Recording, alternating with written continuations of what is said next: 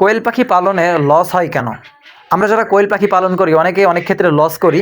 তো এই যে কী কারণে কোয়েল পাখিতে লস হয় এই বিষয়টা নিয়ে আলোচনা করব। তো কোয়েল পাখিতে লস হওয়ার দুইটা দিক থাকে। প্রথম দিক আপনার নিজের দিক, দ্বিতীয় যে দিকটা থাকে সেটা হচ্ছে আপনি যার কাছ থেকে পাখি কিনতেছেন তার দিক। তো প্রথমে আমরা আমাদের নিজেদের দিক নিয়ে কথা বলবো যে কেন আমরা আমাদের নিজেদের দোষে লস করি। এইটা হচ্ছে, আপনি কোনো খামারের কাছ থেকে পরামর্শ নিলেন বা ইউটিউবের বিভিন্ন ভিডিও দেখলেন যে 1000 পাখি পালন করে মাস শেষে 20-30 হাজার টাকা ইনকাম করা যায়। তো এই ভরসায় আপনি 1000 পাখি ক্রয় করলেন। এবার যখন আপনার এই পাখিগুলো ডিম পাড়া শুরু করে তখন আপনি এই পাখির ডিমগুলো আর বিক্রি করতে পারেন না, কারণ আপনার বাজারে এত ডিম বিক্রি হবে না। সেক্ষেত্রে আপনি একটা লস করবেন। তাহলে পাখি কেনার ক্ষেত্রে অবশ্যই আপনাকে যাচাই বাছাই করে নিতে হবে আপনার এলাকাতে আপনি কতগুলো ডিম বিক্রি করতে পারবেন। এরপরে আপনি সেই অনুযায়ী পাখি কালেক্ট করবেন।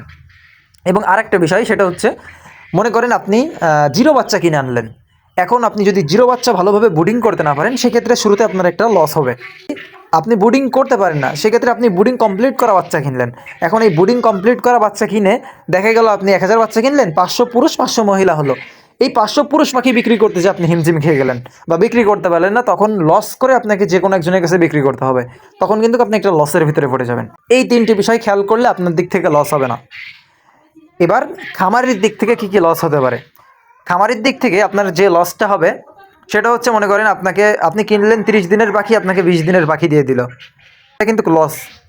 এরপরে থাকতেছে আপনার, মনে করেন আপনি বললেন আপনার মেয়ে পাখি দরকার, কিন্তু আপনাকে মেয়ে পাখির জায়গায় ছেলে পাখি দিয়ে দিল, এইখানে আরেকটা লস। তার মানে আপনাকে পাখি দিচ্ছে তার কাছ থেকে কিন্তু আপনার এই দুইটা লস হলো। এখন আরেকটা লসের কথা আমার বলতে খেয়াল নাই, এই লসটা কিন্তু অত্যন্ত গুরুত্বপূর্ণ বা এই লসটা আমরা প্রত্যেকেই করে থাকি। এই লসটা কিভাবে হয় বা এই লসটা আমরা নিজেরা কিভাবে এই লসের ভিতরে পড়ে যাই? যখন আপনি 25 দিন বা 30 দিনের পাখি ক্রয় করেন তখন কিন্তু খামারি আপনাকে একটা টার্গেট দিয়ে দেয় যে আপনি 80%, 85% বা 90% মেয়ে পাখি পাবেন। হয়তো দেখা যায় কিছু ক্ষেত্রে কম হয়, কিছু ক্ষেত্রে বেশি হয়। তো এইবার এই যে পুরুষ পাখিটা আপনি কতদিন বয়সে বাছাই করবেন? আপনি যদি 30 দিনের পাখি নেন তাহলে 15 দিন অথবা 20 দিনের ভেতরে পুরুষ পাখি বাছাই করবেন। এর আগে যদি আপনি বাছাই করতে পারেন তাহলে এর আগেও বাছাই করবেন। সাধারণত আপনার 40 দিন 45 দিনে খুব ভালোভাবে এক্স্যাক্টলি মানে ফুল বাছাই করা সম্ভব 40 থেকে 45 দিন বয়সে। তো এখন আমার একটা খামারি, তিনি হচ্ছে আমার কাছ থেকে প্রায় 700 পিস মতো পাখি নিয়ে এসেছে। আমি তাকে 90% এর কথা বলেছিলাম। বলেছিলাম যে 85 থেকে 90% পর্যন্ত আপনি মেয়ে পাখি পাবেন, কিন্তু সেখানে সে প্রায় 20% পুরুষ পাখি হয়ে গেছে। মানে 700 পাখির ভেতরে প্রায় আপনার 120টা থেকে 130টা পুরুষ পাখি হয়েছে। তো উনি এই পুরুষ পাখিটা বাছাই করছে প্রায় 1.5 মাস পরে, 1 মাস 20 থেকে 22 দিন সময় পরে পুরুষ পাখিটা বাছাই করছে। তো আপনারাও এই ভুলটা করেন। আপনারা মনে করেন পাখির বয়স হয়ে যাচ্ছে 1 মাস, 2 মাস, 1.5 মাস, তাও পুরুষ পাখিটা বাছাই করেন না। পুরুষ পাখিটা বাছাই করবেন আপনি পাখি কেনার 10 থেকে 15 দিন পরেই।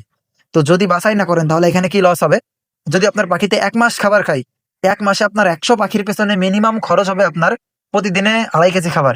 মাসে আপনার খাবার লাগবে প্রায় আপনার হচ্ছে গিয়ে 75 কেজি, যেটা প্রায় 5 থেকে 6 হাজার টাকা। তো আপনার এখানে যদি 1000 পাখি হয়, 1000 পাখির ভিতরে যদি 200 পুরুষ পাখি হয়, মাসে আপনার 10,000 টাকার উপরে লস হবে। তো আপনাদের বুঝে শুনে কাজ করতে হবে, কোনো কাজ না বুঝে করলে আপনারা লস করবেন।